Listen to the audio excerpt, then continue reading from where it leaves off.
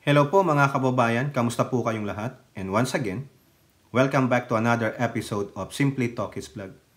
Pag-usapan natin mga kababayan, ito pong sinabi ni Coco Pimentel tungkol po dyan sa pag-anyaya ng mga partidong PDP Laban na naghihikayat na pumunta daw po ang kanilang mga supporter dyan po sa EDSA para mag-rally against the administration of President Marcos.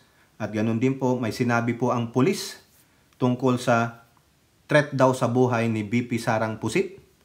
And may pinailan po ulit ng kaso ang mga pulis. Dapat lang po, pailan sila ng mga kaso, mga kababayan. Nararapat lang yan. Ewan ko ba sa mga ito? Titigas ng ulo, mga kababayan.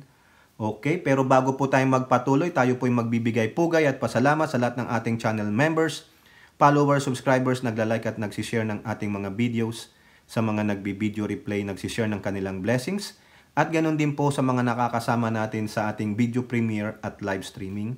Special shout out to all our OFWs, the men and women in uniform, sa ating mga frontliners, sa ating mga guro, at lubos po ako nagpapasalamat sa lahat ng tumutulong, sumusuporta, at sumusubaybay sa ating channel. May God bless us all, may God bless our country, and may God bless and protect the Marcos administration from the forces of evil like the Dutertes. Okay mga kababayan, ito maigsi lang tayo.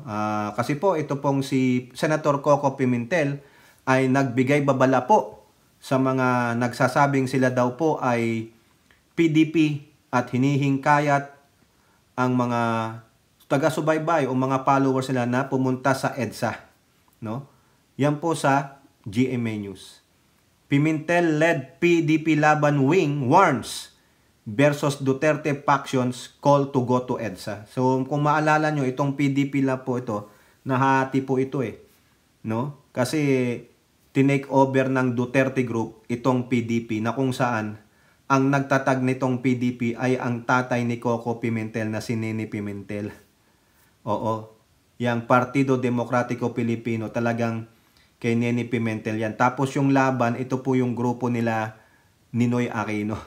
Ngayon, tinake over po yan Yung mali lang kasi dito ni Coco Pimentel, naniwala kay Digong.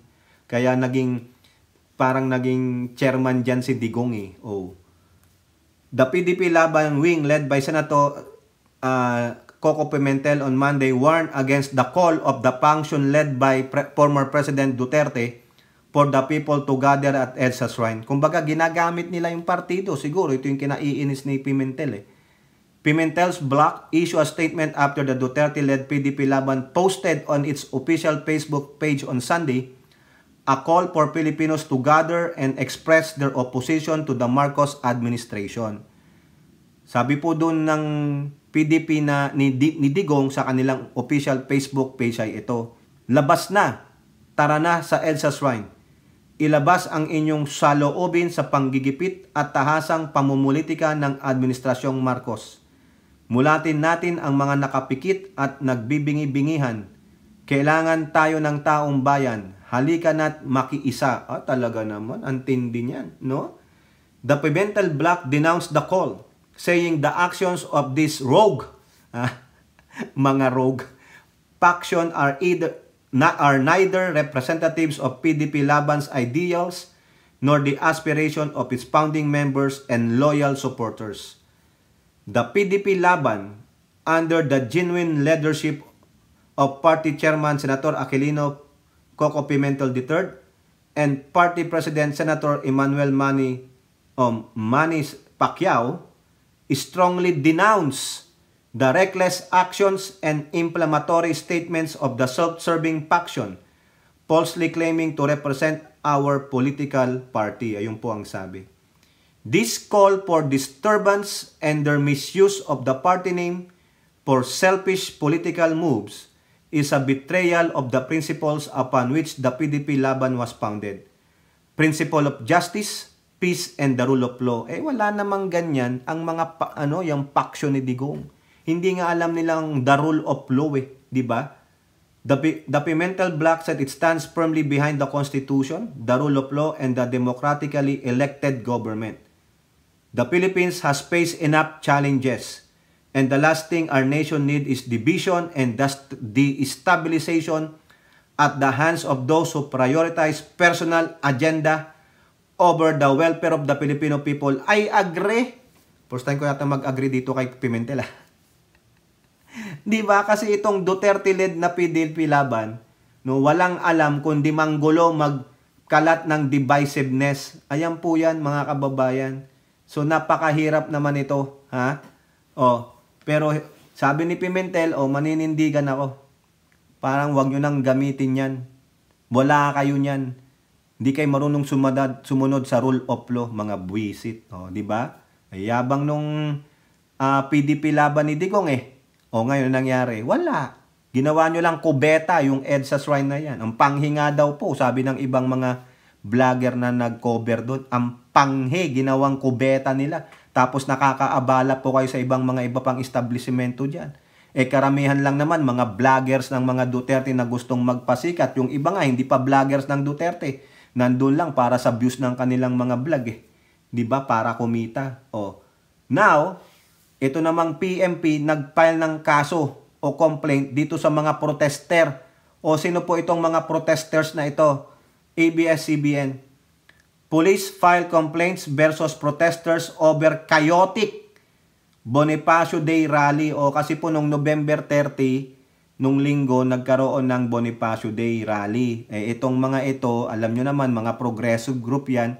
Every ganyan, yung Labor Day o whatever na pwede silang magwelga. Magwelga po yan mga yan. Hindi po yan mga maka-Duterte. Paano magiging mga Duterte yan? Mga progressive group yan.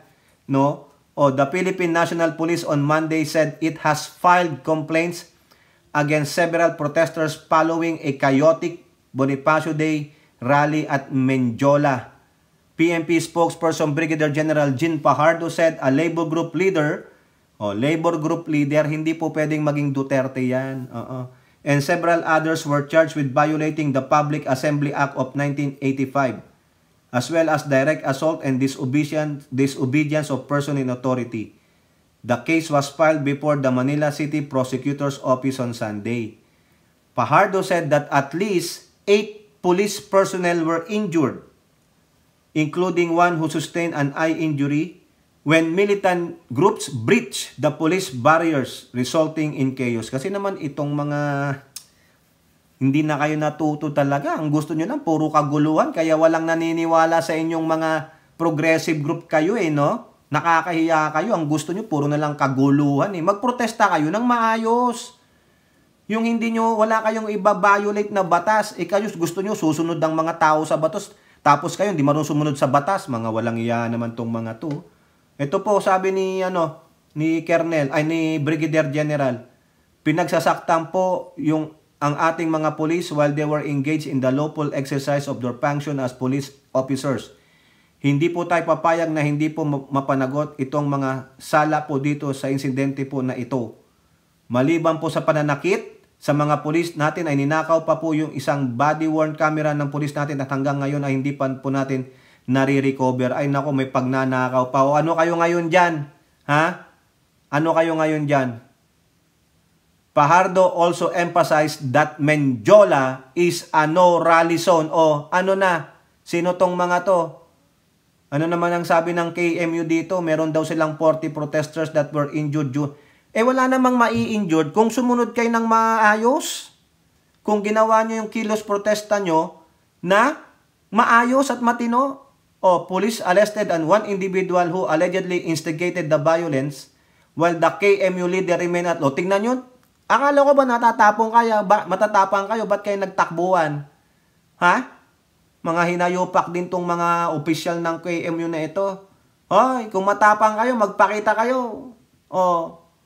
Diba? Dapat lang yan, kasuhan kayo. Gusto nyo, lagi na lang may karahasan. Ang gusto nyo, kayo ang masusunod. Ano na? Civil society? Ha? Sibilisado tayo? Pero kayo, mga utak talangka talaga kayo. Utak marahas kayo Diba? Now, ito pa. Ano naman ang sabi ng PMP dyan sa claim ng inyong BP Sarang Pusit na meron daw threat sa buhay niya? Ang sabi ng NBI dati, wala naman kaming na-receive Ang sabi ng pulis, wala rin kaming na-receive. O ngayon, binalikan ulit nila. Kasi itong si Pusit, nagreklamo sa media. Oo, yung social media lang, nag-video-video pa siya. O paano kayo si seryoso? Gago ka pala. Dapat, maling avenue ang pinagreklamuhan mo. Tanga talaga itong bising Pusit na ito. Ano ang sabi ng PMP? PMP has no info on credible threat versus VP Sara Duterte. Oh, wala naman pala. The PMP on Monday said it had not received any information on any credible threat against Vice President Sara Pusit Duterte's security. During last week, allegedly that the government was ignoring threats to her life. O yun daw. Allegedly, ayun nga sinasabi natin eh. Nagreklamo siya sa media, which he said were well documented with documents and videos.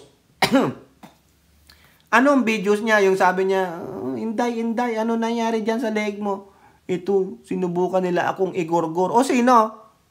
Diba? Sana kung sinubukan kang igorgor, nagpa-blatter ka. Hindi naman nag-report yung security mo. O, diba? Sa ngayon po, ang PNP ay wala po tayong informasyon as to the credible threats against the Vice President. Pero again, sabi nga natin, hindi tayo pwedeng magkumpiyansa dahil pinag-uusapan natin ay Vice Presidente, sabi ni spokesperson Brigadier General Jean Pajardo. Yun ngang ordinaryong elected officer sa barangay, inherit ang threat dyan. How much more ang Vice Presidente? Kaya nga natin siya sinisecure, meron siyang mga close-in. O, ayan. Diba?